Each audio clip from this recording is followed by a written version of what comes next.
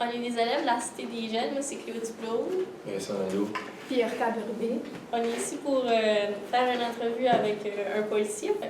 Il va pouvoir nous expliquer un peu qu'est-ce que son emploi est.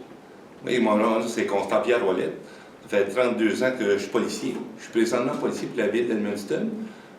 Mon emploi, présentement, ma fonction, je suis sur la prévention du crime. Prévention du crime fait surtout au niveau des écoles, différentes préventions sur la communauté, différents endroits de la communauté. On aurait quelques questions pour vous. Quelles sont vos responsabilités? Nos responsabilités comme policiers, il y a 3 volets principaux. Okay? Nous autres, premièrement, ça va sur le maintien de la sécurité publique, le maintien de l'ordre public. Vous entendez souvent aux nouvelles, c'est notre rôle principal comme policier. On a aussi un deuxième volet, c'est, à un moment donné, on répond aux appels et puis aux urgences. Quand il y a des urgences ou un accident ou un état de crise à quelque part, le policier, il faut qu'il se rende sur ces lieux pour essayer de désamorcer la situation, pour essayer de régler la situation, trouver des solutions. Le troisième volet, c'est sur la prévention du crime. La prévention du crime, c'est d'essayer de prévenir le crime avant qu'il arrive, avant que les crimes soient commis. Mais c'est 3 volets principaux de police aujourd'hui. Okay. On avait une question. Faut-il du matériel de sécurité spécial? Si oui, lequel? Oui. Premièrement, chaque policier est équipé, on a nos uniformes, et puis après nos uniformes, on doit être armé. La raison qu'on est armé, c'est parce qu'on ne sait jamais à quel niveau d'agresseur qu'on va rencontrer. Si on est appelé sur une situation d'urgence, et puis l'individu est armé, il faut être capable de se défendre. Premièrement, c'est protéger notre vie et protéger celle des autres. Et pour ça, il faut être armé. On a un fusil, le calibre 40, qui est après nous autres. Oui, on est armé, puis oui, on est loadé, là. Puis, parce qu'on ne sait jamais quand est-ce que quelqu'un va tirer au pont, puis ils ne nous disent pas d'avance qu'ils vont tirer. Il faut être armé. C'est une question qui m'est souvent posée, c'est pour ça que je le mentionne.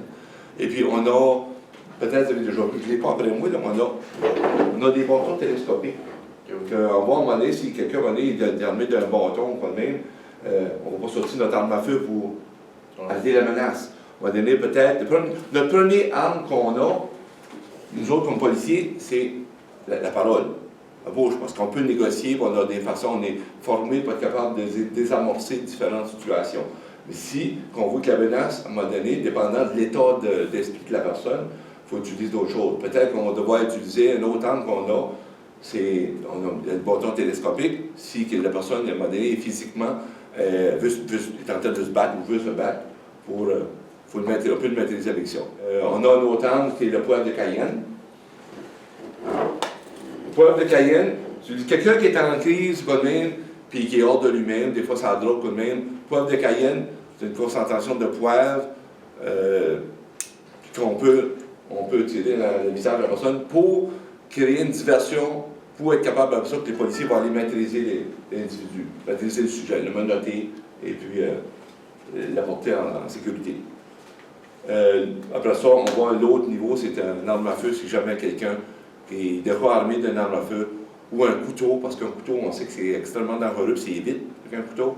On ne va pas prendre de chance d'aller juste parler. Des fois, quand quelqu'un menace d'utiliser un couteau, c'est qu'il est déjà à une crise assez avancée, il est déjà instable. L'autre outil qu'on a, on a des vestes par balle aussi, qu'on utilise. C'est bon pour arrêter un couteau ou d'autres armes de poing, pour protéger les organes vitaux au moins. Peut-être pas la tête, mais les organes vitaux. Parce que l'autre, le matériel qu'on a, on a des voitures de patrouille. Les voitures de patrouille qui est quand même sécurisée, qui a quand même une shield dedans. Quand on arrête quelqu'un pour les menottés, puis à l'arrière d'une voiture de patrouille, on a une shield, une vitre entre les sièges avant et l'arrière. Puis il y a des caméras de sécurité dans ces véhicules-là, dans des lunettes, des gyrophares, quand on passe des accidents ou des urgences, des sirènes. On a des radios de communication dans ces véhicules-là, communiquer avec une centrale. On a des cellulaires, puis il y a d'autres équipements comme les radars pour détecter des personnes qui font de vitesse. Okay? Puis il y a d'autres équipements qu'on utilise aussi, comme livres sonnettes ou des appareils de détection sous l'alcool. Ça répond-tu pas mal en gros? Oui. Oui. Ok. Faut-il continuer d'étudier après avoir obtenu son emploi, comme des formations? Oui, absolument. Nous autres, on a une formation de base. Comme pour être policier, il faut aller dans une institution reconnue. Comme nous autres, dans l'Atlantique, c'est Atlantic Police Academy. C'est à l'île du Prince-Édouard, à Summerside, que les policiers, les cadets, il faut qu'ils aillent là pour se former pendant 10 mois. Ça dure 10 mois. Et puis, suite à ça, c'est reconnu par la commission de police ou la sécurité publique du Nouveau-Brunswick. Ou tu vas à une institution sur le Québec. On a Nicolette sur le Québec ou d'autres institutions au Canada. Ça est reconnu absolument pour devenir policier. Et suite à ça, quand on prend un coup, tu es engagé comme policier, régulièrement, les policiers sont formés. Toutes les années, il y a différents, comme là, on le voit une fois par année sur les champs de tir pour utiliser des armes à feu, pour être, pas devenir expert, mais être alerte puis être capable de bien fonctionner avec ces armes-là. On a des cours de self-defense. J'utilise les mots en anglais, c'est défense, cours de défense qu'on a pour être capable de négocier avec des personnes tout en crise, où ils veulent physiquement, ont besoin d'utiliser pour ne pas se faire mal, pour faire mal avec un cadeau. Puis on a d'autres cours sur la fraude, ça peut être sur des cours sur comment intervenir en cas de crise. Régulièrement, moi ça fait 32 ans que je suis en police, et pratiquement une fois par année, je vais sur différentes formations. Étant donné que le crime change, il faut se tenir à date avec ça. OK. C'est ça qui met ça intéressant pour ça. C'est des nouveaux défis. Les gars, aussitôt qu'ils sortent des nouvelles formations, des cours, les gars donnent les noms. Ça va par seniorité ou par selon ce que tu fais, dépendant du département que tu es. Les personnes aiment ça aller sur des cours. Qu'est-ce qui vous procure le plus de satisfaction dans votre travail? La plus belle satisfaction, c'est de savoir qu'on fait la différence.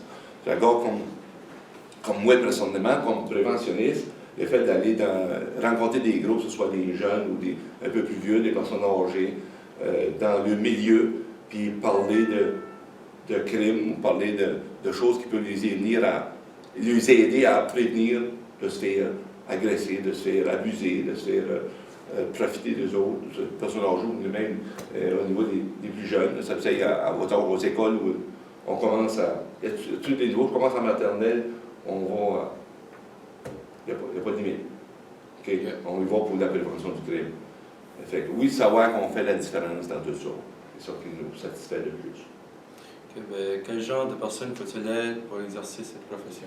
Ça prend des personnes quand même qui ont un bon jugement, des personnes qui ont quand même une bonne condition physique, puis qui aiment les défis. Quelqu'un qui aime pas les choses monotones. Parce que chaque journée, nous autres, il n'y a pas deux journées qui sont pareilles. Chaque journée, il y a des nouveaux défis, des nouvelles choses à faire. Et puis, c'est ça qui fait que c'est intéressant. On n'a pas le temps de trouver le temps long. Les semaines, les mois passent très vite. Bon, Un gros merci. Merci. Bienvenue, ça me fait plaisir. Merci d'avoir répondu à toutes nos questions. Ça me fait plaisir.